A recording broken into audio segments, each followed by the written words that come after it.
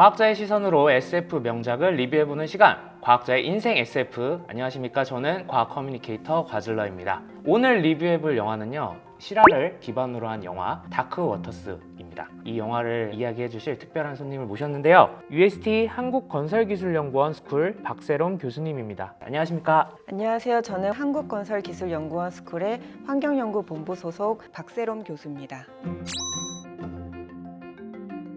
주인공인 로버트 밀럿이 농장 주인한테 이제 변호를 의뢰를 받잖아요. 농장에 있는 가축들이 다 죽어나가고 뭐 병에 걸리고 있고 이래서 우리 도움을 요청하는 그런 장면으로 시작을 하는데, 그 원인이 과부라 화합물 때문이라고 나왔어요. 과부라 화합물에 대해서 한번 설명을 부탁드려도 될까요? 그 불이라는 게 불소에 나오는 불이에요. 플로린이라고 하는 그런 원자인데, 탄소 사슬에 이제 화학 물질에 불소가 굉장히 많이 붙어 있는 물질입니다. 원래 탄화수소 같은 경우는 탄소에 수소가 보통 붙어 있는데, 그 수소를 인위적으로 불소로 바꿔서 만든 화합물이라고 할 수 있습니다. 근데 영화에서는 사실 과부라 화합물이라고 표현 안 하고 PFOA 네. 그리고 PFOS, 뭐 네. C8 뭐 이렇게 표현을 하더라고요. 네, 과부라 화합물을 영어로는 PFAS라고 불러요. PFAS. 아, P 먼저 얘기하고 FAS. 네, PFAS. 과부라 화합물 안에 P4A랑 P4S가 그 일종의 하나의 컴파운드로 있는 거죠. 그럼 C8 이것도 마찬가지인가요? 네, 그래서 P4A랑 P4S는 아까 말씀드린 것처럼 탄소에 불소가 붙어 있는 거잖아요. 네. 근데 그 탄소가 8개로 되어 있어요. 그래서 C8이라고 부르기도 하고요. 과부라 화합물을 조금 쉽게 표현하는 걸로 영원히 이제 없어지지 않는 물질 뭐 이런 네. 표현이 있더라고요. 탄소랑 그 불소는 가장 그 강한 결합으로 알려져 있거든요.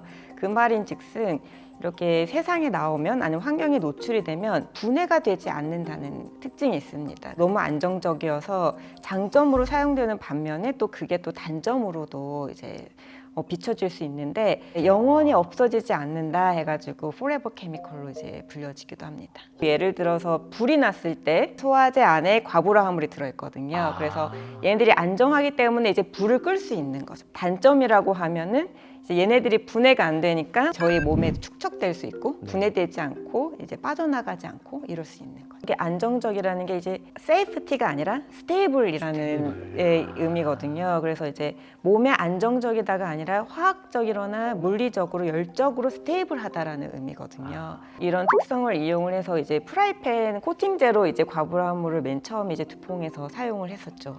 그거를 이제 사용하기 시작하면서 그 과부라 화합물로 코팅한 것으로 인해서 영향을 받고 네. 문제가 이제 발생한 거죠. 네. 그 영화 장면 중에서 저는 제일 기억에 남는 게, 변호사가 그렇게 해서 이거 과부라 화합물이 좀 위험한 거구나 라고 인지를 하고 자기 집에 들어가서 막 프라이팬을 다 뒤지잖아요, 새벽에. 네. 저도 좀 공부하면서 네.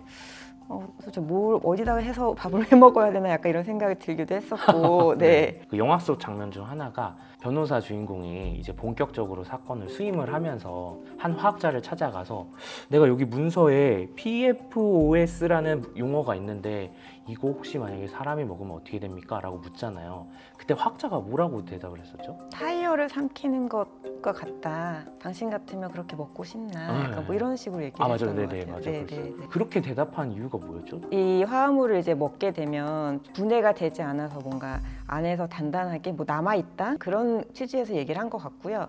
그리고 현재까지 밝혀진 바에 의하면 이 과부라 화합물이 발암성 물질이거든요. 그래서 이제 뭐 간에도 독성을 일으키고 신장암이나 전립성 암을 좀 유발하기도 하고요. 또 호르몬 기능도 장애를 하고, 그래서 태아 발달에도 영향을 준다는 연구 결과가 있습니다. 그게 이제 몸에 들어가면 엄청 위험한 물질이네요. 듀폰사는 사실 그거를 만들어야 되니까 그거에 대한 성질도 잘 알고 다 공부를 하고 연구했을 거 아니에요. 듀폰사에서는 이 과부라 화합물들이 문제를 일으킬 수 있다는 그런 점을 언제부터 알았을까요? 1961년에 주퐁의 한 연구자가 과부라 화합물의 되게 낮은 농도로 쥐 실험을 한번 한 적이 있었나 봐요. 근데 쥐에다가 노출하니까 간의 크기가 이제 비상적으로 커진 거죠.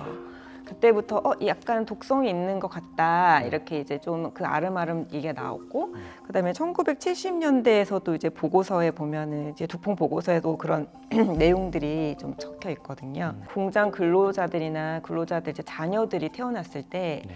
이제 태아에서 이제 기형이 나타나거나 뭐 이런 일들이 이제 좀 있다 보니까 이제 약간 경각심을 갖게 됐죠. 이러한 이제 의심적인 일들이 있었는데 그 화학물질을 계속 사용하기 위해서 약간 은폐한 네, 그런 일들이 있었던 거죠. 영화 속에서 이제 과부라 화합을 사용해 이제 대표적인 어떤 물건으로 후라이팬에 대한 이야기를 하고 있는데 네. 저도 이거 후라이팬 진짜 많이 쓰고 있고 요리하다 보면 긁히기도 하는데 심하게 긁히지 않으면 네. 그냥 쓰거든요 저는. 네. 근데 영화 보니까 불안해졌어요. 그 요리를 안 해 드시면 요리 안 하십니까? 배달 음식을 배달 음식 좋아하세요? 아 그러시구나. 그 요즘에 나오는 이제 프리미엄 브랜드 같은 경우는 이제 PFAS 프리라는 제품이 나오긴 하는데요. 중저가 제품들은 아직도 그런 재고가 있다고 하더라고. PFAS가 들어있는 재고들이. 그럼 뭐 대체해서 쓸 수 있는 뭐 대체제가 있을까요? 스테인리스 스틸로 만든 후라이팬도 있고, 네. 그다음에 세라믹 세라믹 예, 코팅. 아니면 티타늄 이런 것도 있는데 네. 불안하시면 그런 걸로 이제 사시면 더 좋죠. 알겠습니다. 영화 속에서 이제 후라이팬을 주로 얘기를 했지만 사실 엄청 주변에 많이 존재하고 있고 우리가 노출되고 있다고 알려져 있는데 여기 강의실이잖아요. 네. 여기에서도 혹시 과부라 화합물이 포함된 이런 물질들이 있을까요? 가장 흔하게는 그 종이컵 같은 거 있잖아요. 물하고 종이하고 젖지 않게 코팅해 놓는 거. 그 제품도 이제 과부라화물의 일종이고요. 피자 박스 같은 거.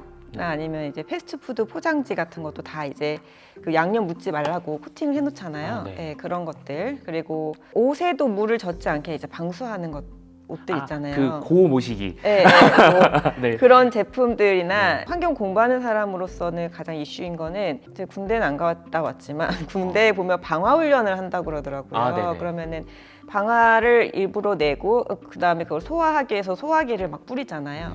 그러면 소화기에는 과부라 화물이 되게 고농도로 들어있거든요. 그래서 계속 노출을 하게 되면은 이게 토양 지나서 지하수로 흘러가지고 이제 환경 중에 노출되는 그런 문제들이 있습니다.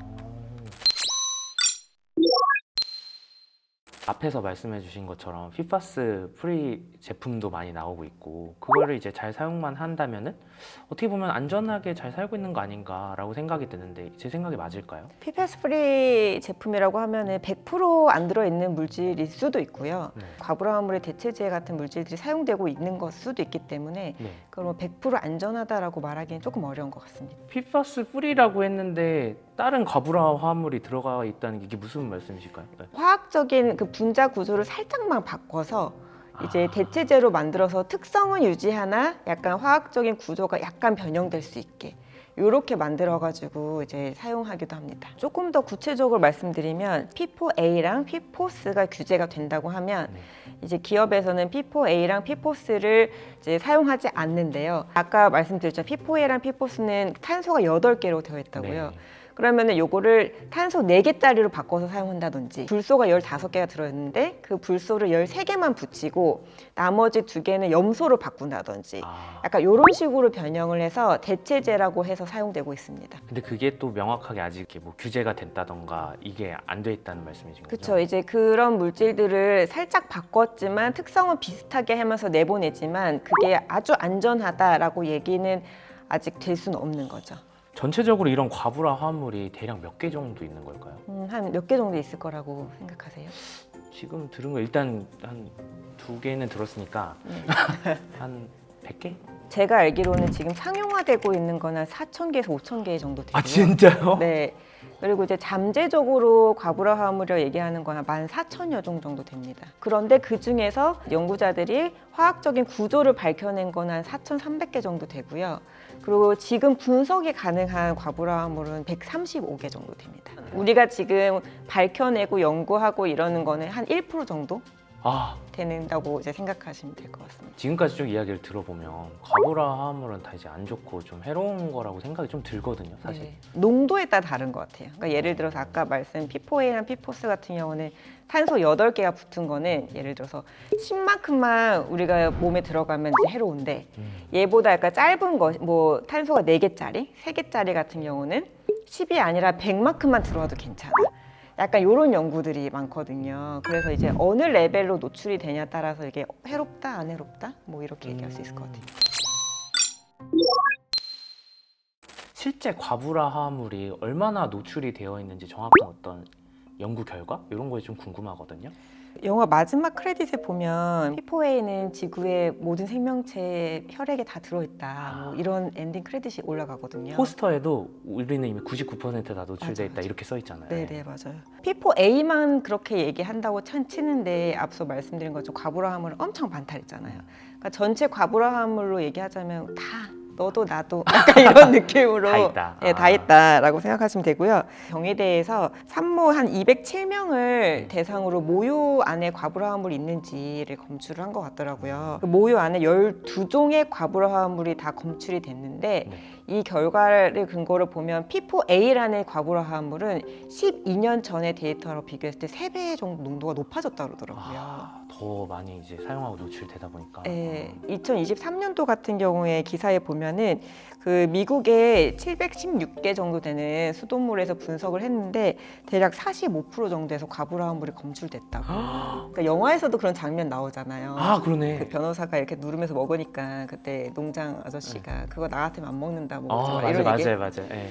항상 조심해야 되긴 하는데 미국 제시한 기준치를 봤을 때 지금 전국의 70개 정수장에서 과부라 화물이 한 55곳 정도, 그러니까 80% 정도 검출됐다고 하는데 그래도 다행히도 저희 그 제시하는 기준치는 초과하지 않았다고 하더라고요. 근데 지금은 뭐 수치도 사람이 정한 거고 사실 수치도 언젠가는 또 뭐 회의를 통해서 올라갈 수도 있고 내려갈 수도 있고 한 거잖아요. 그러면 존재하는 것 자체만으로도 좀 나중에는 이게 위험한 수치였다 이렇게 될 수도 있는 거 아닌가요? 미국에서 작년에 1차 국가 식수 규제 항목에 이제 과부라 화물 6개 정도를 포함을 했어요. 그러니까 이제 규제를 하겠다는 거죠. 이렇게 네. 규제가 정해지는 건 사실 어려운데 규제가 이제 되기 시작하면은 거기에 대한 연구를 굉장히 많이 할 거고 또 우리나라도 아마 거기에 따라가서 같이 규제를 하게 되지 않을까 싶어요. 그래서 연구가 이제 계속 거듭나고 거듭날수록 뭔가 기준치도 바뀌고 뭐 규제 항목도 생기고 좀 계속 바뀌는 거죠. 근데 이 영화 쭉 보시면서 가장 그 인상 깊었던 장면이 어느 부분이었을지 좀 궁금한데요.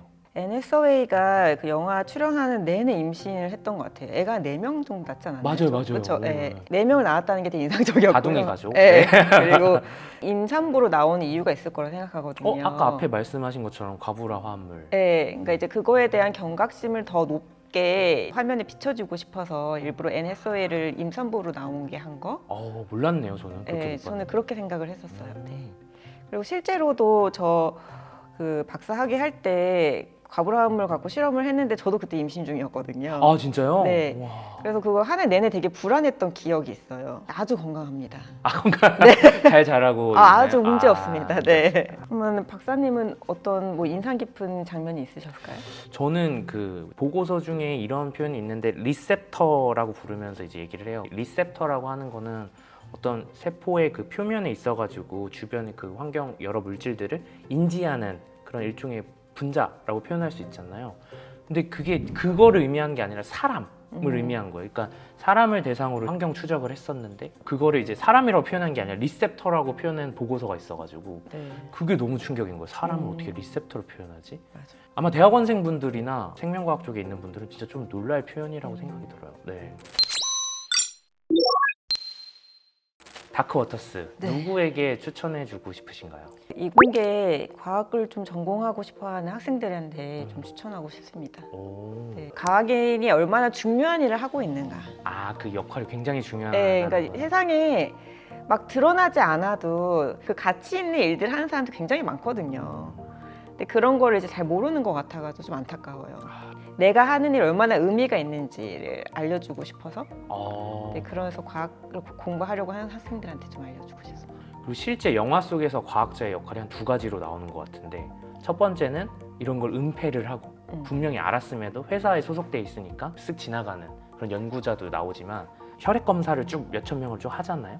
그리고 한 4년인가 5년 지난 다음에 결과를 이제 전화로 알려주잖아요. 어려움이 좀 있었지만 결과를 말씀드리겠습니다 하면서 그 인물이 직접 나오는 게 아니라 전화 통화를 통해 가지고 그 주인공 변호사가 이제 듣게 되잖아요. 과학자가 보이지 않는 곳에서 이러한 연구를 하고 있고 중요한 단서들 그리고 연구들을 전달할 수 있는 그런 소스를 만들고 있다라는 네. 것에서 조금 저는 뭉클하더라고요. 네. 그 전화 통화에서. 그럼 박사님은 어떤 그 대상들에게 음. 좀 이 영화를 추천하고 싶으세요? 저는 환경에 좀 관심 없는 분들이 이 영화를 꼭 봤으면 좋겠고 저 또한 그래 왔었거든요. 내가 이렇게 환경에 대해서 별로 관심이 없으면 이러한 것을 직접적으로 내가 경험할 수도 있겠구나. 어떻게 보면 짧은 기간에 죽을 수도 있고 인체에 직접적으로 영향을 주니까 이런 거를 영화 한 2시간, 4시간에 환경에 대해서 관심을 안 가지면 큰 문제가 생기겠다라는 거를 정확하게 인지를 시켜준 영화이지 않을까. 그래서 다크워터스 이 영화가 환경 영화라고 불리는 게 꽤 의미 있는 영화인 것 같더라고요. 과학자의 눈으로 본 영화 다크워터스 어떻게 보셨을까요? 과부라 화합물의 위해성과 경각심을 일깨워주는 다크워터스 다시 한번 추천해드리면서 영상 마무리하도록 하겠습니다. 오늘 시간 내주셔서 감사합니다. 다음에도 재밌는 콘텐츠로 다시 찾아뵙도록 하겠습니다. 감사합니다.